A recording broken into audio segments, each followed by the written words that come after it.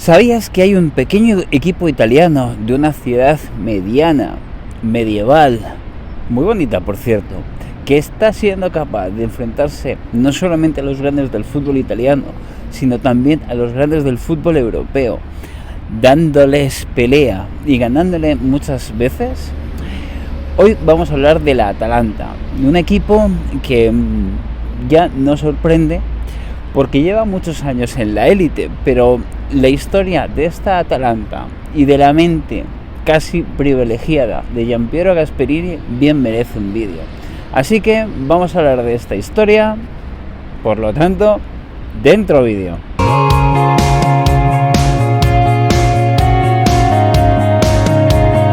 En este vídeo vamos a hablar de una montaña rusa de emociones. ¿Qué es lo que es esta Atalanta? Básicamente, vamos a ver cómo este equipo, que realmente no ha sido parte de la élite del fútbol italiano en años anteriores, se ha convertido, como de la mano de Giampiero Gasperini, en uno de los equipos más emocionantes de ver, porque realmente resulta uno de los equipos, además de los resultados, más simpáticos y más divertidos de ver en lo que es todo el fútbol europeo. La Atalanta se funda en el año 1907 en Bérgamo, que es una ciudad un poco más pequeña que está muy cerca de Milán o de Turín. Y eso es una cosa importante en nuestra historia, ya que estas dos grandes ciudades acaparaban mucho del dinero, mucho de la economía, y todo enfrente a una ciudad mucho más pequeña, aunque una ciudad muy histórica, muy medieval, como es y era Bérgamo. En ese contexto nace la Atalanta, como una seña de rivalidad del pequeño frente a los grandes que les rodeaban. A la Atalanta se le apoda la Dea, es decir, como la diosa. Viene de que Atalanta era una antigua diosa griega, muy emparentada con cosas como el esfuerzo, la perseverancia, ese tipo de valores.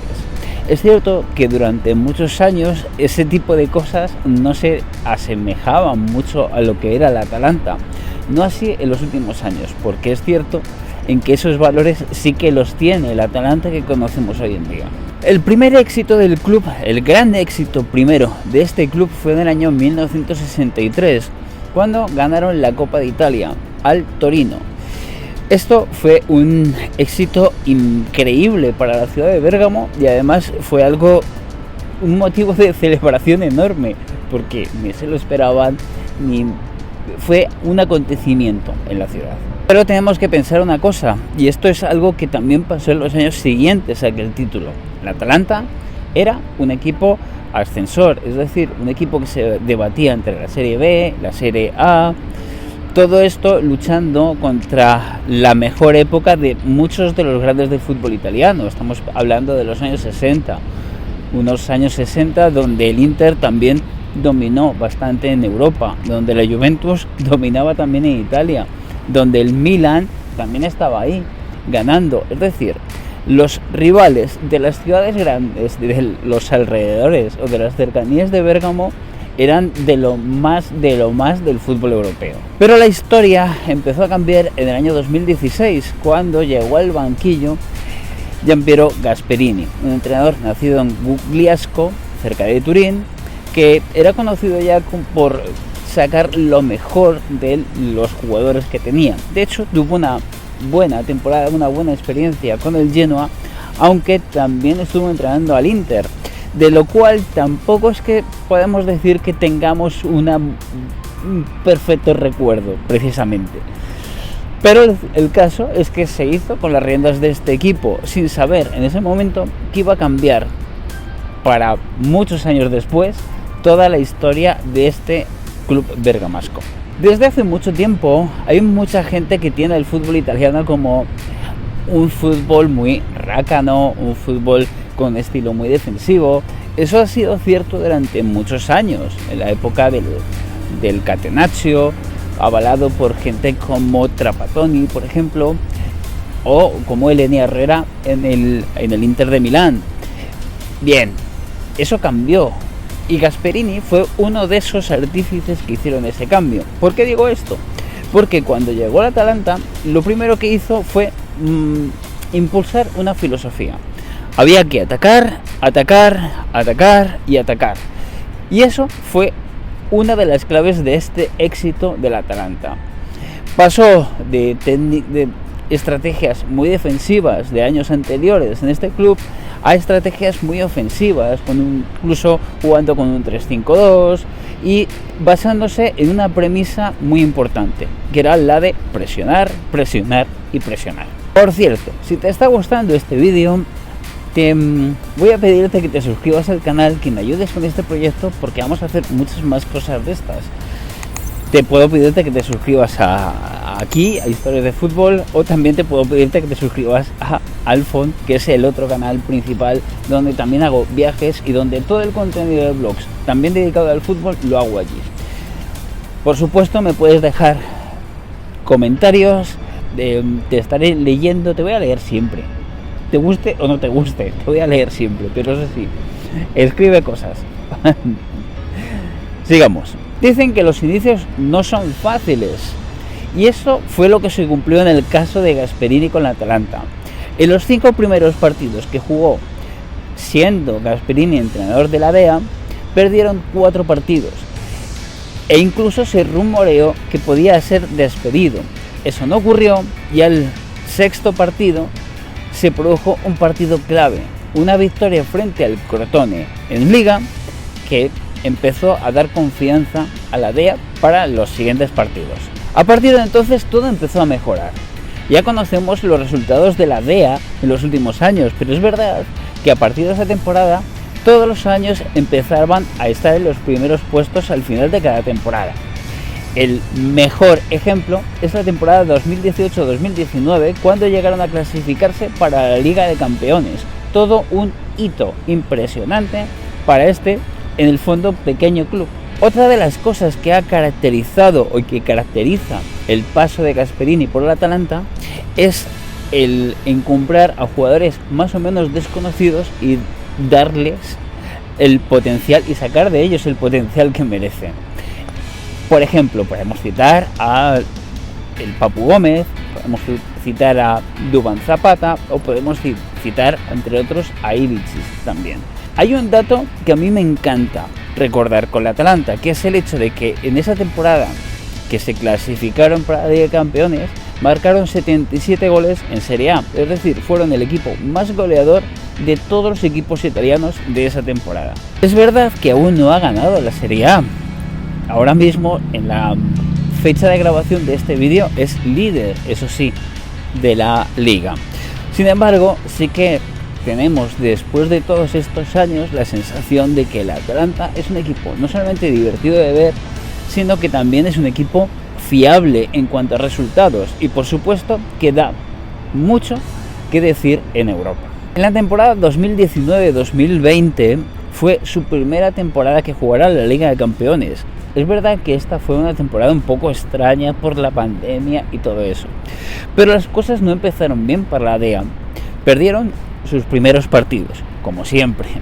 Sin embargo, lograron remontar, y no solamente eso, sino que consiguieron clasificarse casi de milagro para las siguientes fases eliminatorias. Y no contentos con eso, se llegaron a clasificar hasta los cuartos de final, en aquella final a 8 que jugaron en Lisboa por la pandemia en aquella temporada.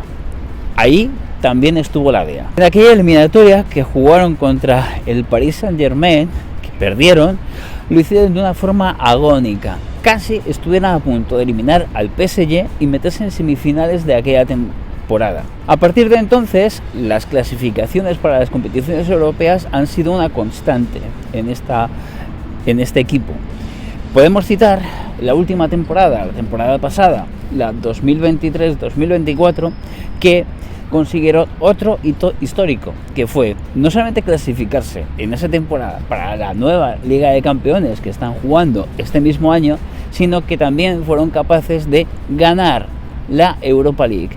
Es verdad, fueron campeones de la Europa League ganando a un todopoderoso Bayer Leverkusen que llegaba sin perder ningún partido en toda la temporada. El desarrollo del talento en muchos jugadores prácticamente desconocidos y muchos otros sacados de jugadores jóvenes que venían de otros equipos de Italia, ha sido una constante. Por ejemplo, este año podemos citar a una de las estrellas nuevas, Matteo Retegui, que venía del Genoa. Un jugador joven, delantero argentino, aunque internacional por Italia, que está dando mucho que hablar en el fútbol italiano. Eso y la sostenibilidad económica de un club que, sabiendo que es pequeño, es capaz de conseguir lo máximo. En el centro de entrenamiento de Singonia lo tienen muy claro.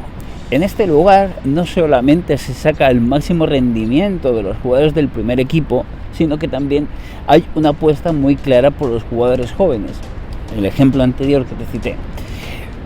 Yo creo que es uno de los clubes en Italia donde más se apuesta, no solamente por el talento joven de sus propias categorías, sino también por el talento joven que viene de otros clubes de Italia, bien sea por jóvenes que vienen despuntando de equipos grandes italianos o incluso de otros equipos también más pequeños.